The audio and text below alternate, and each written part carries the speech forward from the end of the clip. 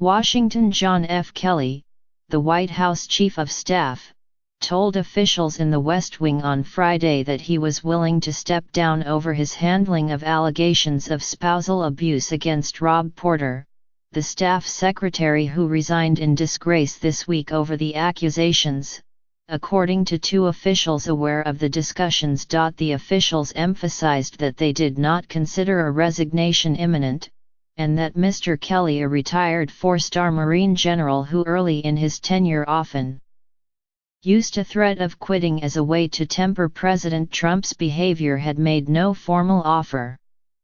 In comments to reporters at the White House on Friday, Mr. Kelly said he had not offered to resign. But his suggestion in private that he would be willing to step down if the president wanted him to reflected the degree to which the scandal surrounding Mr. Porter has engulfed the White House, touching off a bitter round of recriminations that could result in a shake-up at the highest levels. Two West Wing advisors and a third person painted a picture of a White House staff rived and confused, with fingers pointed in all directions, and the president privately expressing dissatisfaction with Mr. Kelly. Some complained that Donald F. McGahn too, the White House counsel, who learned last January that Mr. Porter was concerned about potentially damaging accusations from two ex-wives, had not been forthcoming enough about what he knew. Others faulted Hope Hicks, the communications director, who had been romantically involved with Mr. Porter, for soliciting statements of support for him when the accusations became public. And many, including the president himself, have turned their ire on Mr. Kelly for vouching for Mr. Porter's character and falsely asserting that he had moved aggressively to oust him once his misdeeds were discovered. For all the turmoil, Mr. Trump on Friday warmly praised Mr. Porter, saying it was a tough time for his former aide and noting that Mr. Porter had denied the accusations. "We wish him well," Mr. Trump said of his former aide, who was accused of physical and emotional abuse by two ex-wives. The president added, "He also, as you probably know, says he is innocent, and I think you have to remember that. He worked very hard," Mr. Trump told reporters in the Oval Office when asked for a comment about Mr. Porter. The president said he had only recently learned of the allegations against his former aide and was surprised. "He did a very good job when he was in the White House, and we hope he has a wonderful career, and he will have a great career ahead of him," Mr. Trump said. "But it was very sad when we heard about it, and certainly he's also very sad now." The glowing praise of a staff member accused of serial violence against women was in line with the president's own denials of sexual impropriety despite accusations from more than a dozen women and his habit of accepting claims of innocence from men facing similar allegations. Among them was Roy S. Moore, the former Republican Senate candidate in Alabama, who is accused of molesting teenage girls. But later in the day, the White House dealt far more aggressively with another allegation of abuse. A spokesman confirmed that a second White House staff member, David Sorensen, a speechwriter, had resigned over allegations by his former wife that he had abused her during their marriage. The spokesman said that officials confronted Mr. Sorensen on Thursday night when they learned of the accusations and that he had denied them. Mr.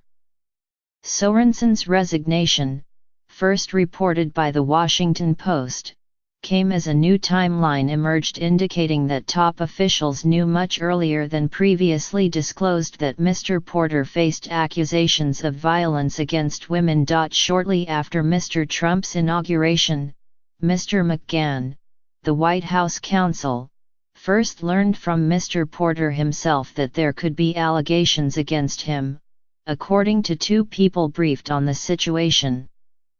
Mr. McGahn's knowledge of the accusations in January was first reported by The Washington Post. Mr. Porter told him about the possible allegations because he was concerned that what he characterized as false charges from aggrieved women who were out to destroy him could derail his FBI background check, according to one of the two people briefed on the matter. 6 months later, the FBI told Mr. McGann that accusations of domestic abuse had indeed surfaced in Mr. Porter's background check. Mr. McGann opted at that time to let the FBI complete its investigation into any incidents. Mr. Porter assured Mr. McGann, another person briefed on the matter said, that the accusations from the former wives were lies. The emerging timeline illustrates the degree to which Mr. Porter, a clean-cut and ambitious former Rhodes Scholar and Harvard Law School-educated lawyer, concealed troublesome episodes from his past that would normally be considered disqualifying for a senior White House aide. Those efforts appear to have succeeded for months, at least in part because of the willingness of a virtually all-male staff in the top echelons of the West Wing to believe a talented male colleague over women they had never met. Lawyers in the counsel's office believed that the Bureau with its vast investigative powers was best positioned to look into the accusations, the two people briefed on the matter said, and that it was not their job to investigate conduct that took place long before an official began working in the administration. That represents a sharp break with past practice, in which White House counsels undertook elaborate vetting of senior advisors before they were hired and looked into any serious allegations that surfaced thereafter. In November, the White House heard back from the FBI. Senior White House officials, including Mr. Kelly, Joe Hagan, the Deputy Chief of Staff, and Mr. McGann received word from the Bureau that the allegations were credible and that Mr. Porter was not likely to pass his background check. But while Mr. McGann privately informed Mr. Porter and encouraged him to consider moving on, according to one of the two people briefed, no action was taken to immediately terminate him. Rather, Mr. McGann requested that the FBI complete its investigation and come back to the White House with a final recommendation, a process that could take months. On Friday, several White House aides described confusion among the staff about why Mr. Kelly and others had initially rallied to defend Mr. Porter, and some suggested that Mr. Kelly had tried to cover up what he knew. Others insisted that while he was aware of the broad strokes of accusations against Mr. Porter, and while he could have made more of an effort to learn more, he trusted the staff secretary's denials. Mr.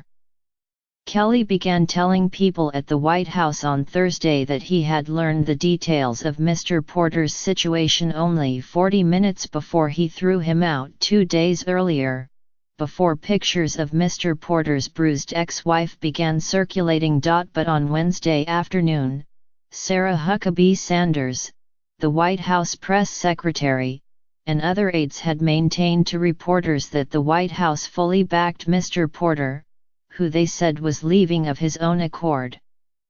She issued a statement saying that both the President and Mr. Kelly had full confidence in his performance. In a meeting with senior staff members on Friday morning, Mr. Kelly appeared to be trying to paint his handling of the matter in a more favorable light. At the end of the session, according to people with knowledge of his remarks, Mr. Kelly volunteered that he had something he wanted to clarify. Mr. Kelly went on to say that he had learned of Mr. Porter's true situation less than an hour before he removed him from his job. Two people familiar with the comments said that most of the staff appeared incredulous. One person said several people in the room knew that the timeline Mr. Kelly had presented was false. As the meeting broke up, Ms. Hicks loudly complained about what had transpired, using an expletive. A person briefed on the meeting said the infighting unfolded amid signs of a brewing shake-up in the West Wing. The president has now sounded out several people as possible replacements for Mr. Kelly. Those possible replacements include Mick Mulvaney, the budget director, Representative Kevin McCarthy of California, and Gary D. Cohn, Mr. Trump's top economic advisor. He has also returned to a notion he has raised privately in the past, telling people he would like Thomas J. Barrack Jr., a close friend and confidant, to take the job. Mr. Kelly is not ready to explicitly offer a resignation, according to a person familiar with his thinking. But people close to Mr. Trump said the president had begun the process of making the job so unpleasant for Mr. Kelly that it might hasten his departure, the same sort of ritual humiliation to which he subjected Reince Priebus, his first chief of staff, before his departure in July. Despite his warm words on Friday, two advisers said, Mr. Trump was livid when he learned of the allegations against Mr. Porter, and referred to his disgraced former aide in one phone call as bad garbage. He also expressed his frustration with both Mr. Kelly and Ms. Hicks. On Friday evening, the White House announced new posts for 31 officials, including elevating to acting staff secretary Derek Lyons, another Harvard Law School-educated lawyer, who formerly worked on Capitol Hill and had been Mr. Porter's number 2. Also included on the list was the departure of Jim Carroll, a lawyer in the counsel's office who had only recently been designated to be Mr. Kelly's deputy, but will now become acting director of the Office of National Drug Control Policy.